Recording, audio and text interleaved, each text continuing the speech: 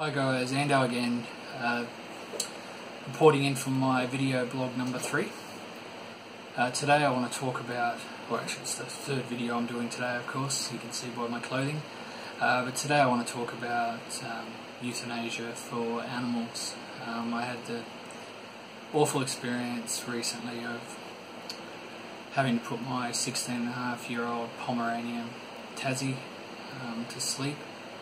It was one of the worst experiences that I can recall, because I believe Tassie and my previous dog Gemma, but especially Tassie, was my soulmate and he was definitely my best friend. I do a lot of work from home and he was always with me here at home, sleeping in the office with me as I was working.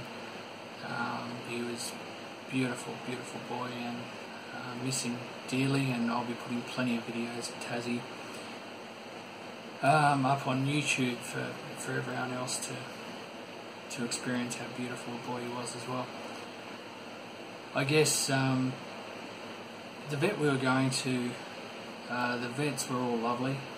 The nurses, not so much. I'm not saying they're bad, but this particular nurse that we had on the day that we put Tassie down wouldn't shut up talking, and she was saying that because we're upset, it's upsetting him, and my wife ended up just telling her to be quiet when it came to having to do it, and it was just awful having a vet nurse talk like that when it was a private, personal moment. And I'm glad my wife spoke up and said something, but if you're a vet nurse and you're listening to this, please show some. This woman was probably trying to show respect, but please show respect by being quiet and honouring that animal's life in quiet, because that was very, very hard. We knew Tassie was going down before Christmas this year, Christmas 2016, but he picked up over Christmas, and I thought things had turned around, but then as soon as we had both families come for Christmas, he dropped again, and it's like he picked up for Christmas and then dropped. He said he couldn't, enough's enough, and didn't eat for 2 days, didn't drink as far as we could tell for 2 days, and it just wasn't him. He loves his food and he's just lying around. I guess my concern was that he stopped all his medications as well. He was on vet med for his heart. He was on furosemide as a diuretic to get rid of excess build-up of fluid in the lungs or the body. It could be in the body, I think. And he was also on antibiotics because we couldn't put him under to get his teeth done, but they had a lot of plaque build-up, so we were scraping off the plaque, and there's a lot of bacteria in there which could have also caused him to be sick. And that's my fear.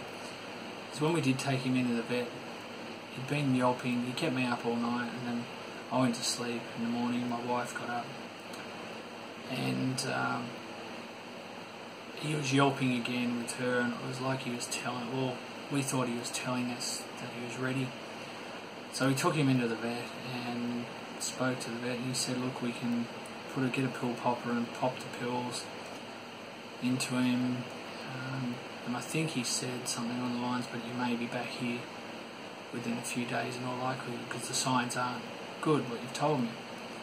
And that may be true, but I wish now that I had actually brought him home and giving him, even if it was only a few days more with us, so we could have, I guess, videoed him and got a lot more cuddled him and just gave him plenty of love for those few days. I did feel like I had to make a decision there on the day, but if I had my time again, I would probably say, hang on, he's in pain, but I want to give him every chance. I want to be absolutely certain that there's no way that we can turn this around, and I'd take him home. And the signs were that he wasn't ready, were that the vet went to give him this awful green, I think it's called Nebutol, euthanasia drug, which shuts down the organs, and then I think it shuts down the brain initially, and then the organs, and then the heart, and they slowly die. He got the needle into Tassie's vein, and Tassie yelped and pulled his arm away twice, and they couldn't give it to him. And at that time I had a couple of minutes to decide if we still wanted to go through with it. And I did feel a bit of pressure from the vet at this point to continue on. So what we had to do was sedate Tassie. They gave him a fair sedation, and I just remember when the sedation was kicking in, we got moved to another room. When the sedation was kicking in, 5 minutes later, Tassie was starting to drift off, but he was staring at me. He loved me so much.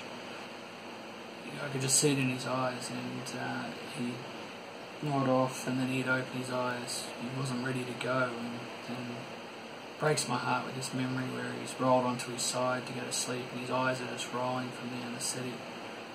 And I had to sit down, and then they finally gave him an Nebutol, but absolute awful experience, and especially when you're not sure. When I believe that I probably should have taken him home, and it makes it even harder. And I still think about it every minute, nearly every minute, every day. It really hurts me. I think deep down I know I did the right thing, but I just wish the little boy was with me now. And yeah, it's just incredibly hard. What I do wish, there's a couple of recommendations I have if there's any vets or vet nurses that have watched this video. One of them is, vet nurses, shut up when you're in there, please. This particular nurse, like I said, she was saying that when we're anxious, it makes the dog anxious. Of course I'm going to be bloody anxious when I'm putting my dog down, putting my dog to sleep, so just shut up, don't say things like that. And then she was saying how beautiful Cody's got. Yeah, I know how beautiful bloody Cody's got. Do you think that makes it any easier by you going and saying how beautiful Cody had? And everything she said was just wrong. She might have thought it was right, it was just wrong. So, vet nurses, shut your mouths and just let people grieve. The vet, my recommendation to you, you're a lovely fella, but instead of trying to just inject straight into the vein, can you take the dog away, put a catheter in there, so the dog comes in, he's relaxed, he's already got the catheter in his arm or her arm, and then you can inject the drug, no issues at all, worried about the dog moving or anything like that, or the animal moving. I strongly recommend doing that, even if you have to sedate the animal a little bit, rather than just trying to inject straight into the veins. It's an awful experience here in Tassie. Yelped those couple of times, and then they couldn't do it. So that's my advice to veterinarians: put a catheter in, a butterfly, not a catheter, a butterfly in to the vein first, so you can inject the euthanasia drug perfectly without having the dog in pain. Yeah, and but that's my advice to the veterinary clinics anyway. But damn hard experience, and one I know we've got to go through. We've experienced, in this case, I experienced 16.5 years of wonderful quality and life and love from my best mate, but yeah, it's still very hard experience to go through.